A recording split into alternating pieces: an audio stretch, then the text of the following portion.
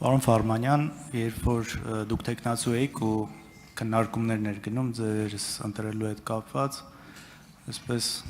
փորձ արվեց քաղաքացիական պայմանագրի պատգամավորների կողմից, գրեթե 91 թվից սկսած պետք ամբողջ համակարգի այս ենթադրյալ ու իրական բացթողումները ձեր հետ կապելու, ու նաև այս համատեքստում պատգամավորներից մեկը,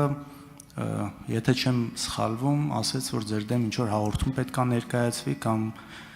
ժողովրդի լեզվով ասած, այսպես գործ տալու մասին ակնարկեց, ինչ-որ նորություն կա։ Կներեք, պարոն Քոչյան, կներեք,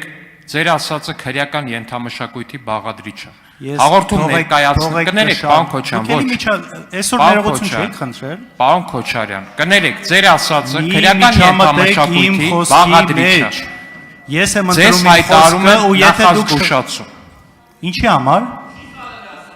Հաղորդում։ Ուրեմն լսեք միջև վերջ, կասեմ ինչ նկատի ունեմ։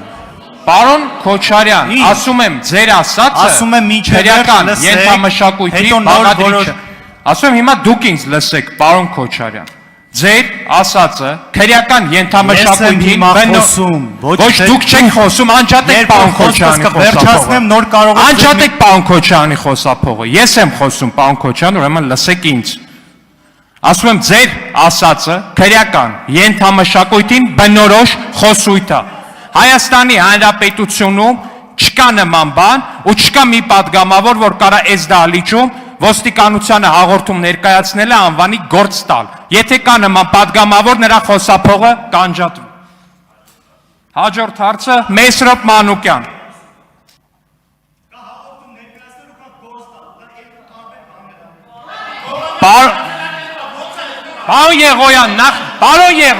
Պարոն Եղոյան, նստեք, ձեզ հայտարարվում է նախազգուշացում, նստեք ու մի միջամտեք։ Պարոն Եղոյան,